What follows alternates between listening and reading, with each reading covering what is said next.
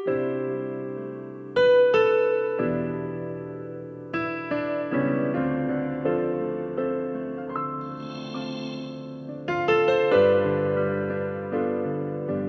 Tuhan, selamat pagi, salam sejahtera bagi kita semua yang hadir di dalam ibadah pada saat pagi hari ini, Bapak Ibu yang kami kasihi.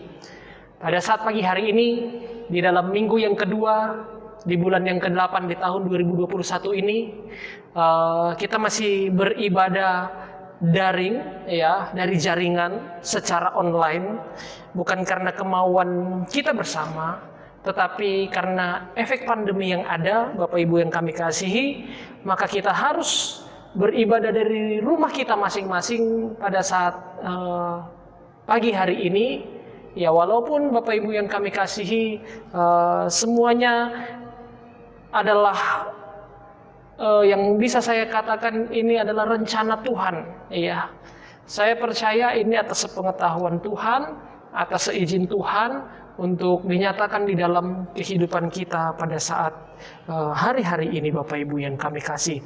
Oleh sebab itu, Bapak Ibu yang kami kasih, saya mau ajak Bapak Ibu saudara-saudari supaya kita semakin kuat di dalam pengiringan kita kepada Tuhan di hari-hari ini. Saya mau ajak Bapak Ibu saudara-saudari untuk melihat kebenaran firman Tuhan yang saya kutip dari Mazmur Daud.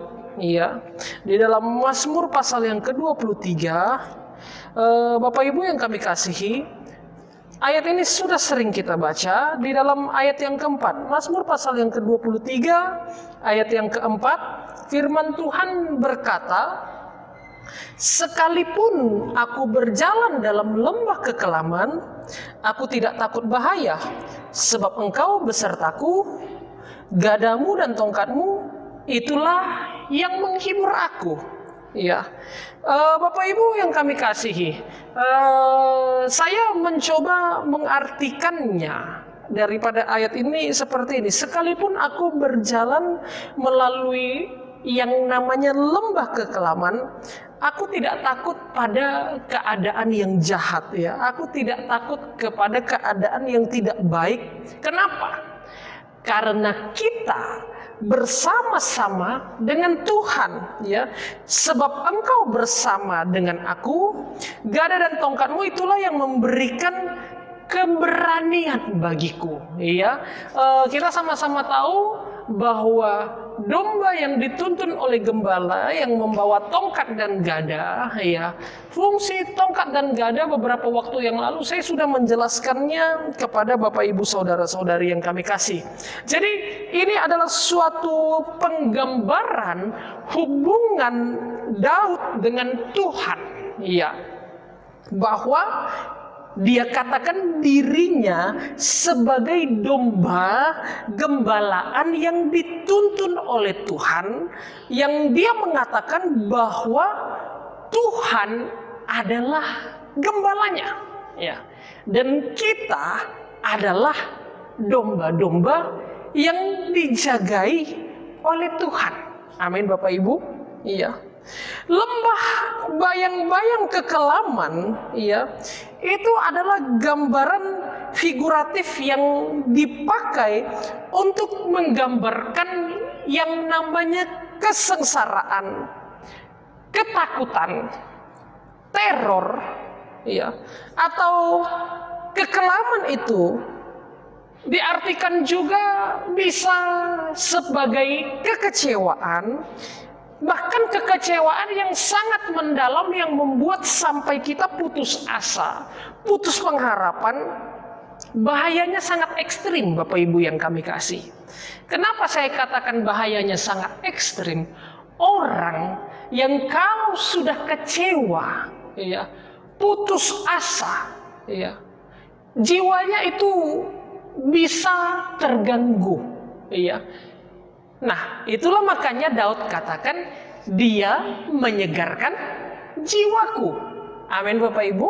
Ya, makanya yang dikatakan menyegarkan jiwaku, karena jiwa kita perlu segar. Supaya apa? Supaya tubuh kita segar. Percuma Bapak Ibu yang kami kasihi, ya, tubuh kita segar kalau jiwa kita tidak segar. Ya, Kalau tubuh kita tidak segar, kita gampang menyegarkannya, Bapak Ibu yang kami kasihi. Ya, Bapak Ibu tinggal mengambil air, ya, apalagi kalau Bapak Ibu mengambil air yang dingin, ya, Bapak Ibu tinggal meminumnya, Bapak Ibu segar. Atau mungkin Bapak Ibu gerah, Bapak Ibu pergi untuk mandi dengan air yang sejuk, maka Bapak Ibu menjadi segar. Nah, tetapi kita tidak bisa memandikan jiwa kita dengan air yang kita lihat. Kita tidak bisa memakai air yang kita pegang, yang biasa kita minum untuk tubuh kita, kita kasih minum jiwa kita, tidak bisa. Nah, yang bisa menyegarkan jiwa kita hanyalah Tuhan Yesus. Amin. Ya, yang bisa menyegarkan jiwa kita, kehidupan kita hanyalah Tuhan Yesus. Oleh sebab itu, yang membuat jiwa kita dahaga, yang membuat jiwa kita haus adalah lembah kekelaman. Ya, lembah kekelaman itu ibarat yang membuat jiwa kita ini semakin tegang, semakin takut, semakin was-was. Ya, sama ketika Bapak Ibu menghadapi pekerjaan-pekerjaan, kegiatan-kegiatan yang menghabiskan tenaga, ya makanya Bapak Ibu mungkin akhirnya menjadi lemah, lalu kemudian menjadi capek. Ya, seperti itulah jiwa kita kalau menghadapi yang namanya pergumulan. Ya, seperti itulah yang namanya jiwa kita kalau menghadapi yang namanya pencobaan. Oleh sebab itu kita harus minum, jiwa kita itu harus minum. Bagaimana caranya? Kita harus minum air dari Tuhan, minum air kehidupan. Puji Tuhan. Ya.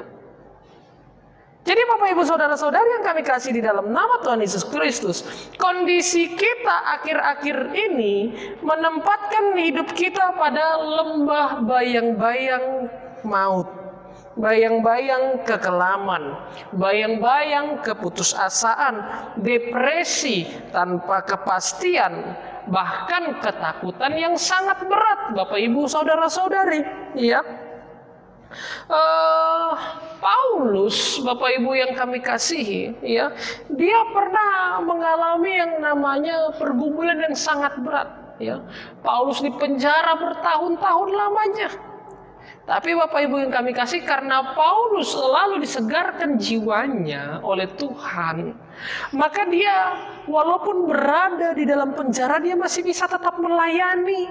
Iya, Bapak Ibu kalau pernah mendengar nama Martin Luther, iya, Martin Luther pernah mengalami lockdown, iya.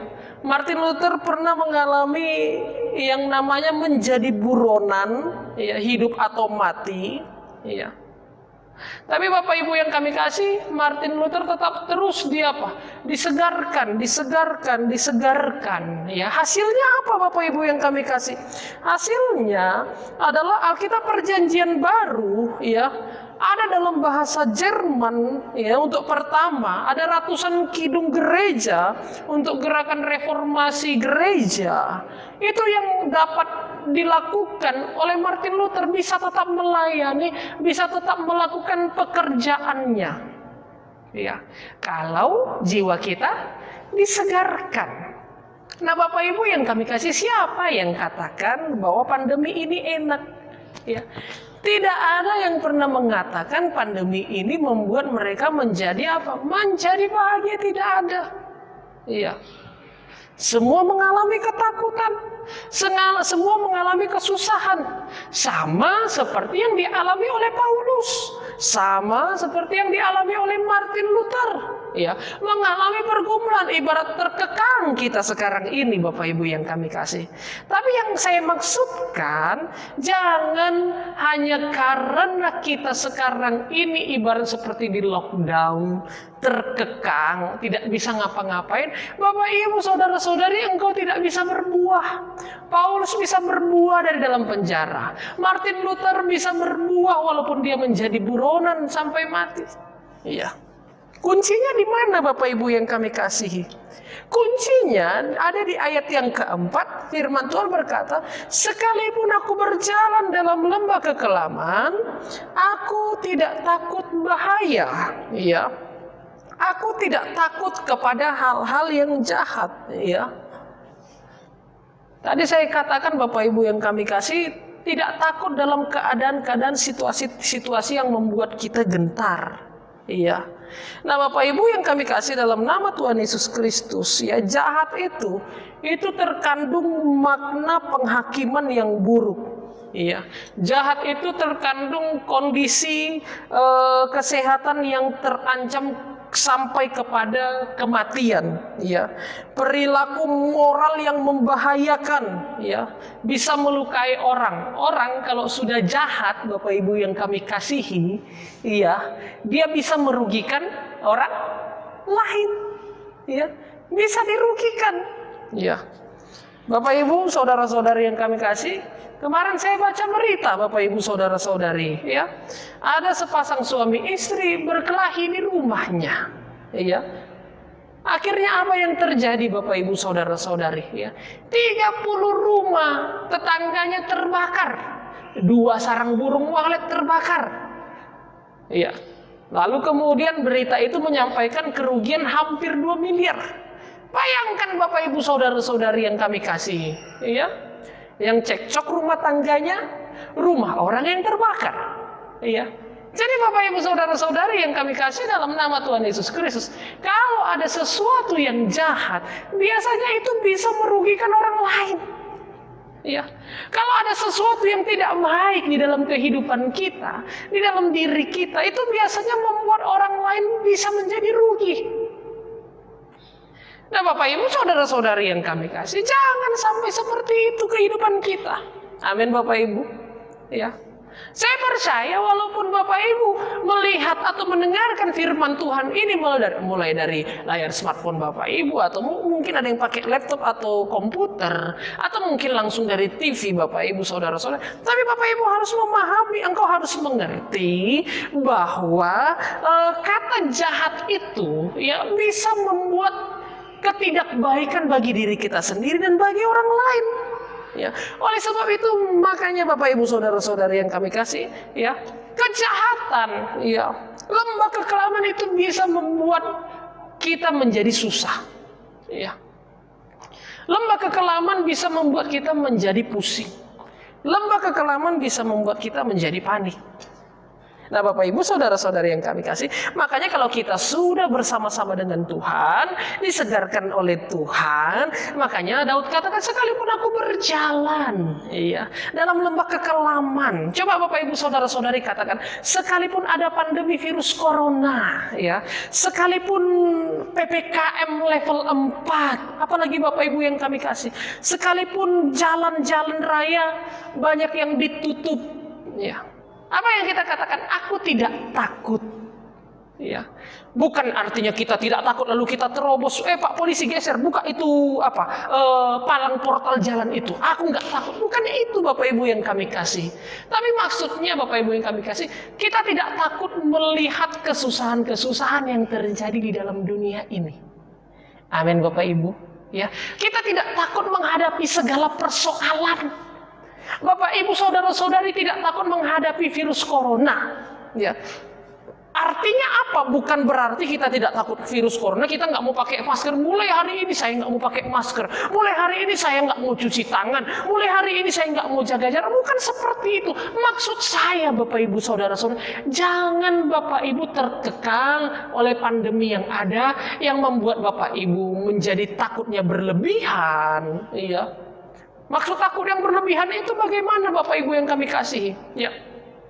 Maksud takut yang berlebihan itu, Bapak Ibu batuk sedikit, Bapak Ibu kira Bapak Ibu sudah kena virus corona. Ya. Bapak Ibu pusing sedikit, Bapak Ibu kira Bapak Ibu sudah kena virus corona, sudah sakit, sudah demam. Ya. Tapi maksudnya apa Bapak Ibu yang kami kasih? Ya. Nah, kalau kita sakit mungkin, ya kita berdoa, tumpangkan tangan ke kepalamu, dalam nama Yesus segala sakit penyakit sembuh. Ya. Itu yang namanya orang yang memiliki kuasa yang berasal daripada Tuhan. Ya. Jika mungkin Bapak Ibu berjualan, Bapak Ibu punya warung, Bapak Ibu punya toko, Bapak Ibu jualan di pasar, ya.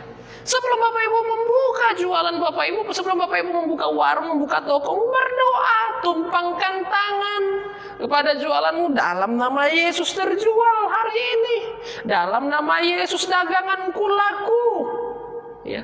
Sama seperti ketika Bapak Ibu melayani, apa yang Bapak Ibu lakukan sebelum melayani? Bapak Ibu akan mulai berdoa, minta apa? Minta kuasa. Bapak Ibu minta pengurapan. Nah, begitu juga di dalam pekerjaan Bapak Ibu. Ya. Bukan berarti kalau kita bekerja nggak perlu berdoa, salah. Ya. Justru kalau kita bekerja, kita harus berdoa. Amin. Ya. Begitu juga engkau anak-anak muda, yang mungkin yang berkuliah atau mungkin yang masih sekolah, berdoa. Walaupun engkau harus masih daring, ya, engkau belajar di depan laptopmu, di depan HP-mu, engkau duduk di kamarmu, engkau duduk di ruang depan rumahmu, engkau mungkin hanya pakai seragam, lalu kemudian belajar dari rumah. Bukan berarti engkau tidak bisa menangkap segala ilmu yang disampaikan oleh guru atau dosenmu, bukan, ya. Tapi bagaimanapun caranya, tapi kalau engkau membawanya dalam doa, memulainya dengan doa, maka engkau akan diberkati oleh Tuhan, diberikan kekuatan, hikmat yang berasal daripada Tuhan. Dalam nama Yesus, tumpangkan tanganmu atas hidupku, berikan aku hikmat yang berasal daripada Tuhan. Itu yang dimaksudkan, aku tidak takut bahaya. Ya, aku tidak takut segala keadaan, aku tidak takut segala rintangan yang ada. Puji Tuhan, haleluya. Ya. Lalu kemudian apa dikatakan? Kenapa kita tidak takut? Firman Tuhan katakan, sebab engkau besertaku, karena engkau bersama-sama dengan aku. Ketika kita berjalan dalam lembah kekelaman, ya, ketika kita berjalan dalam keadaan yang gelap, coba Bapak Ibu saudara-saudari, ya, engkau berjalan malam hari, engkau nggak pakai lampu, nggak pakai senter, ya, apa yang terjadi Bapak Ibu? Bapak Ibu akan berjalan mulai meraba-raba. Ya, apalagi kalau jalannya kecil, Bapak Ibu akan mulai berjalan pelan-pelan. Ya, Bapak Ibu akan mulai apa? Mulai melihat sekitar. Ya, apalagi kalau itu rawa-rawa atau semak-semak, jangan-jangan nanti ada ular, ya kan? Jangan-jangan ada ular di sini nanti, ya kan? Atau jangan-jangan nanti terpijak paku, jangan-jangan nanti ada masalah ini dan itu. Iya. Orang kalau jalan dalam kegelapan, kekelaman, itu biasanya lebih waspada. Ya. Nah, Bapak Ibu saudara-saudari yang kami kasihi, ya. Bapak Ibu pun saudara, kita harus waspada di dalam dunia ini. Iya. Jangan sampai kita ditinggalkan oleh Tuhan. Tuhan menggunakan tongkatnya sebagai alat untuk mengelus kita, mengasihi kita, ya kan? Memberikan kenyamanan, memberikan keselamatan, ya. Lalu kemudian Tuhan pakai gadanya untuk mengajar kita. Bahkan kalau kita nggak bisa diajar Tuhan, Tuhan hajar kita. Ya, tahu ya Bapak Ibu ya, perbedaan diajar dengan dihajar ya. Orang kalau nggak bisa diajar, dia akan dihajar oleh Tuhan. Maksudnya apa? Bukan Tuhan benci. Enggak, Tuhan nggak benci sama kita, Bapak Ibu yang kami kasih. Tuhan marah sama kita, ya Tuhan marah, tapi Tuhan nggak benci sama kita. Kenapa Tuhan marah sama kita? Kenapa Tuhan hajar kita? Supaya apa? Supaya kita belajar, ya kan? Supaya kita apa? Mengetahui apa yang Tuhan mau. Sama kayak Bapak Ibu saudara-saudari, ya, Bapak Ibu yang punya anak. Ya. Kalau anak Bapak Ibu tidak bisa dibilangin, apa yang Bapak Ibu lakukan? Kalau sekali nggak bisa dibilangin, diingatkan jangan, ya kan? Lalu kemudian kalau 2 kali nggak bisa diingatkan, masih Bapak Ibu bilang apa? Jangan, ya. Lalu kemudian 3 kali nggak bisa diingatkan, apa yang Bapak Ibu lakukan? Bapak Ibu mulai pukul kakinya, Bapak Ibu mulai pukul pantatnya. Lalu kemudian atau mungkin Bapak Ibu cubit. Udah dicubit, nggak mempan, yuk Bapak Ibu putar, ya kan? Itu namanya dihajar. Bukan pertanyaannya, apakah Bapak Ibu tidak menyayangi anak-anak Bapak Ibu? Justru karena Bapak Ibu mengasihinya, Bapak Ibu menyayanginya, makanya Bapak Ibu hajar. Ya, supaya apa? Supaya belajar. Oh, ternyata ini nggak boleh dilakukan. Oh, ternyata caranya seperti ini. Oh, ternyata caranya bukan seperti itu. Ya, itu namanya belajar karena apa? Dihajar. Ya.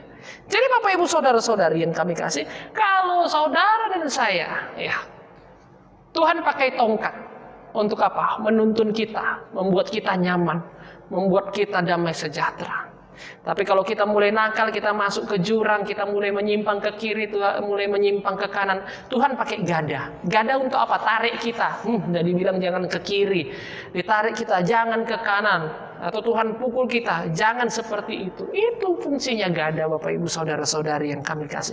Nah, Daud sudah jelas-jelas mengatakan Tuhan menuntunnya bukan hanya dengan tongkat. Amin. Tapi Tuhan menuntunnya juga dengan gada. Puji Tuhan, ya. Gadamu dan tongkatmu itulah yang menghibur aku, ya. Oleh sebab itu Bapak Ibu Saudara-saudari yang kami kasihi, ya. Saya mau sampaikan kepada Bapak Ibu Saudara-saudari, ya. Di dalam 2 Timotius pasal yang keempat ayat yang ke-17, ya. Firman Tuhan katakan, tetapi Tuhan telah mendampingi aku dan menguatkan aku supaya dengan perantaranku Injil diberitakan dengan sepenuhnya dan semua orang bukan Yahudi mendengarkannya. Dengan demikian aku lepas dari mulut singa. Bapak Ibu Saudara-saudari yang kami kasih, iya. Yang membuat kita kuat apa? Penyertaan Tuhan. Tuhan berkata kepada kita di setiap hari kita, ketika kita menghadapi situasi kondisi yang sulit, ya, firman Tuhan katakan harus berani. Firman Tuhan katakan apa? Harus kuat. Firman Tuhan katakan apa? Jangan takut. Apalagi kalau di dalam perjanjian lama, firman Tuhan sering katakan apa? Bangkit. Ya. Puji Tuhan. Bapak Ibu Saudara-saudari yang kami kasih dalam nama Tuhan Yesus Kristus, ya. Di dalam Kisah Rasul pasal 23 ayat 11, ya. Pada malam berikutnya Tuhan datang berdiri di sisinya dan berkata kepadanya, kuatkanlah hatimu, sebab sebagaimana engkau dengan berani telah bersaksi tentang aku di Yerusalem, demikian juga hendaknya engkau pergi bersaksi di Roma. Kuatkan hatimu. Puji Tuhan. Kasih tahu sama keluarga di samping kiri kanan, kuatkan hatimu. Puji Tuhan, ya. Kuatkan hatimu. Kalau mungkin ada yang anak-anak kita yang memiliki pergumulan dalam pendidikannya, kuliahnya atau sekolahnya, bilang kuatkan hatimu, nak. Ya. Kuatkan hatimu, ya. Anak-anak muda, mungkin kalau engkau memiliki orang tua yang mungkin sedang bergumul dalam pekerjaan, bergumul dalam usaha, katakan kepada orang tuamu, mak, kuatkan hatimu, mak. Ya. Bergumul dalam pekerjaan, bergumul dalam segala usaha, orang tuamu katakan, Pak, kuatkan hatimu, Pak. Ayo kita berdoa bersama-sama. Ya. Supaya apa Bapak Ibu yang kami kasih? Supaya kita berani melangkah di tengah-tengah badai kehidupan. Ya. Oleh sebab itu Bapak Ibu Saudara-saudari yang kami kasih dalam nama Tuhan Yesus Kristus, dengan demikian, ya, pandemi yang meningkat akhir-akhir ini menempatkan kita dalam lembah kekelaman. Ya, jujur saja, seperti lembah kekelaman yang kita hadapi hari-hari ini. Tapi pertanyaannya, apakah kita harus takut? Pertanyaannya, apakah kita harus gemetar? Pertanyaannya, apakah kita harus menjadi goyah, kaki kita, lutut kita nggak bisa berdiri? Jangan. Ya, kita harus berani. Amin. Ya, kita harus berani. Pengalaman rohani bersama Tuhan akan menolong kita. Situasi lockdown yang dialami oleh Daud, Yesus, dan Paulus tidak membuat mereka putus asa. Malahan apa Bapak Ibu yang kami kasih? Mereka produktif, menghasilkan karya yang besar bagi kita semua. Daud dikatakan raja yang termasyur, Paulus rasul yang sangat dikenal, pelayanannya di mana-mana. Yesus menyelamatkan saudara dan saya. Ya. Oleh sebab itu, Bapak Ibu Saudara-saudari yang kami kasih dalam nama Tuhan Yesus Kristus, mari kita persembahkan karya yang baik di tengah-tengah lembah kekelaman yang berdampak. Supaya apa? Supaya kelihatan bahwa Tuhan menolong kehidupan kita. Orang yang dapat berkarya, orang yang dapat menjadi berkat di tengah-tengah lembah kekelaman adalah orang yang disertai oleh Tuhan. Puji Tuhan, orang yang selalu diteguhkan oleh Tuhan. Amin Bapak Ibu. Saya percaya Bapak Ibu Saudara-saudari yang kami kasih, pada saat pagi hari ini engkau akan diberkati oleh Tuhan kalau Bapak Ibu mengatakan, sekalipun saya, sekalipun keluargaku berjalan dalam lembah kekelaman, aku tidak takut bahaya sebab Engkau besertaku. Haleluya. Puji Tuhan. Saya yakin dan percaya kebenaran firman Tuhan pada saat pagi hari ini memberkati kehidupan kita semuanya yang mendengarkan dan yang melakukan firman Tuhan. Tuhan Yesus memberkati kita semua Bapak Ibu Saudara-saudari yang kami kasihi. Biar kebenaran firman Tuhan pada saat pagi hari ini menjadi berkat dalam kehidupan kita semuanya. Tundukkan kepala kita mau berdoa kepada Tuhan. Bapa di dalam sorga, Tuhan Yesus yang baik, kami mengucap syukur Tuhan atas kebenaran firman Tuhan yang sudah kami dengarkan pada saat pagi hari ini. Bapa di dalam sorga, kiranya Tuhan Yesus yang tolong campur tangan memberkati kehidupan kami semua. Sekalipun kami berada dalam lembah kekelaman, sekalipun keluarga kami berada dalam perjalanan kegelapan dunia ini Tuhan. Tetapi kami mau berkata kami tidak takut bahaya Tuhan. Kami disertai oleh Engkau Tuhan Yesus yang baik. Oleh sebab itu Bapa dalam surga, pimpin langkah kaki kami Tuhan. Tuntun jalan kehidupan kami Bapa yang baik. Sehingga Tuhan Yesus, kami percaya Engkau yang memagari dan melindungi kami di masa-masa pandemi ini Tuhan. Amat terlebih di masa-masa PPKM ini Bapa dalam sorga. Kami percaya keadaan ini tidak berlarut-larut Tuhan Yesus yang baik. Terima kasih Bapa dalam sorga. Terpujilah namamu Tuhan. Berkati keluarga-keluarga anak-anakmu yang mengadakan ibadah pada saat pagi hari ini Bapa dalam sorga. Yang melayani Engkau balaskan memberkati Tuhan Yesus. Engkau pakai semakin lebih luar biasa. Persembahan-persembahan yang kami berikan Engkau balaskan berlipat kali ganda sesuai firman-Mu. Anak-anakmu yang mengembalikan milik Engkau juga Tuhan Yesus. Engkau berkati Bapa di dalam sorga. Kiranya Tuhan Yesus campur tangan Bapa dalam sorga. Namamu yang dipermuliakan Tuhan Yesus yang baik. Terima kasih Bapa yang baik.